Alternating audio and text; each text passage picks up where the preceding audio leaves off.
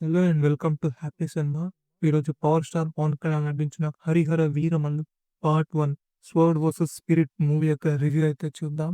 ఈ సినిమా కోసం నేనైతే చాన్నాళ్ళుగా వెయిటింగ్. ఈరోజు పొద్దున్నే 4 గంటల షో అయితే వెళ్ళి ఇప్పుడే సినిమానైతే చూసొచ్చాను. సో, ఈ సినిమా కథ చూసుకుంటే 'హరిహర వీరమల్లు' అయితే ఒక పెద్ద దొంగ ఉంటాడు. ఆయనకి కోహినూర్ డైమండ్‌ని దొంగతనం చేయాలని ఒక పని వస్తుంది. ఎవరు చెప్పారు? ఎందు గురించి దొంగతనం చేయమన్నారు? దీనికి వీరమల్లుకి సంబంధం ఏంటి? అసలు వీరమల్లు అయితే ఎందుకు దొంగగా మారారు? పంచమి వీరమల్లు జీవితంలో ఎలా వచ్చింది? చివరికి ఔరంగజేబుని వీరమల్లు ఓడించాడా లేదా? ఎలా విజయాన్ని సాధించాడు? దీనికి సంబంధించిన కథనే ఈ 'హరిహర వీరమల్లు పార్ట్ 1' ఉంటుంది. ఈ సినిమా అయితే దాదాపు 5 ఇయర్ లేట్ అయిన ప్రాజెక్ట్. ఎప్పుడైతే క్రిష్ గారు ఈ సినిమాని సగంలో వదిలేసారో ఆల్మోస్ట్ ఇంట్రెస్ట్ అయితే మిస్ అయిపోయింది నాకైతే. ఆ తర్వాత జ్యోతికృష్ణ హ్యాండిల్ చేయడము, పవన్ కళ్యాణ్ డేట్ ఇవ్వకపోవడము, వీఎఫ్ఎక్స్ ప్రాబ్లమ్ గాని, డిస్ట్రిబ్యూటర్ ప్రాబ్లమ్ గాని, ఎన్నో రకాలైన ప్రాబ్లమ్స్ అయితే ఈ సినిమాకైతే వచ్చింది.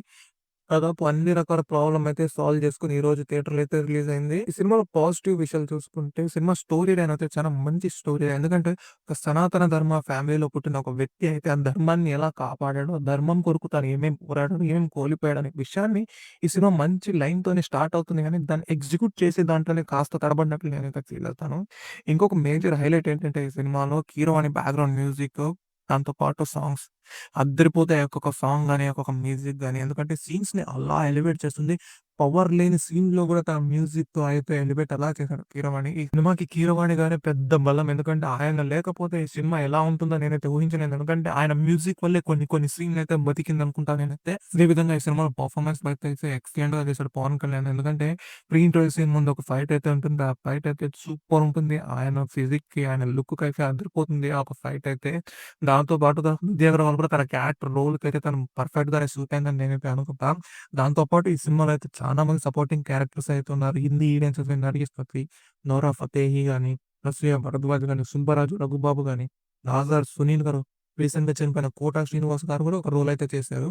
చాలా మంది సపోర్టింగ్ క్యారెక్టర్స్ ఈ సినిమాలో ఉంది. ప్రత్యేకంగా హిందీ వాళ్ళు కూడా దండిగానే ఉన్నారు ఈ సినిమాలో అయితే. ఓవరాల్‌గా చూసుకుంటే నాకు అనిపించిన మేజర్ అసెట్ గాని, పాజిటివ్స్ గాని, ఒకటి పర్ఫార్మెన్స్, రెండోది మ్యూజిక్. మంచి స్టోరీ లైన్ గాని, స్క్రీన్ ప్లేని మిస్ అయిందనుకుంటాను నేనైతే. ఈ సినిమాలో నెగెటివ్ చూసుకుంటే ఈ సినిమాకి పెద్ద మైనస్ వచ్చేసి వీఎఫ్ఎక్స్. ఎంత చెత్తగా విజువల్ ఎఫెక్ట్స్ ఉందంటే ఒక్కొక్క సీన్ అంత ఈజీగా కనబడుతుంది. ఒక బ్లూ స్క్రీన్‌లో అయితే ఈ సినిమాని తీశారు. ఒక గ్రీన్ స్క్రీన్‌లో అయితే ఈ సినిమాని తీశారని అంత చెత్త వీఎఫ్ఎక్స్‌ని అంత గొప్ప గొప్ప బడ్జెట్స్ పెట్టుకొని ఎలా ఈ సినిమాకి వీఎఫ్ఎక్స్ అప్రూవ్ చేశారు? డైరెక్షన్ టీమ్‌తో అయితే వీఎఫ్ఎక్స్ టీమ్ అయితే కన్సల్ట్ చేస్తుంది కదా! ఎలా దీన్ని యాక్సెప్ట్ చేశారు? ఎలా అప్రూవ్ చేసుకొని దీన్ని పవన్ కళ్యాణ్ గారు కూడా ఎలా ఒప్పుకున్నారు? నాకైతే అర్థం కావడం లేదు. చాలా దరిద్రంగా అయితే ఉంది ఈ సినిమాలో వీఎఫ్ఎక్స్ అయితే. ఓవరాల్‌గా సినిమానైతే ఈ వీఎఫెక్టే చెడగొట్టేస్తుందనుకుంటా. అంత డల్‌గా తీశారు. అంత వెరీ పూర్‌గా ఉంటుంది. ఎగ్జిక్యూషనే లేదు. దాంతో పాటు ఈ సినిమా స్క్రీన్ ప్లే కూడా వెరీ బ్యాడ్‌గా రాశారు. ఓకే. ఫస్ట్ హాఫ్ వరకు మనమైతే కొన్ని యాక్షన్ సీన్స్ లేకుంటే చార్మినార్ ఫైట్ గాని, దాని ముందర వచ్చే ఫైట్ గాని, ప్రీ ఇంటర్వల్ ఫైట్ గాని మనం చూడొచ్చు గానీ, సెకండ్ హాఫ్ అయితే చానా లాగ్. అసలు కథకు సంబంధం లేని వేరే వేరే క్యారెక్టర్స్, స్టోరీని ఎటెటో తీసుకొని పోయే సంబంధం లేని సీన్స్ అంతా వచ్చేస్తుంది. ఎలా రాశారో, ఎలా ఎగ్జిక్యూట్ చేశారో, ఎందుకు ఈ సినిమాకి దాదాపు 5 ఏళ్ళు టైం అయితే కేటాయించారో అర్థమే కాకుండా పోయింది.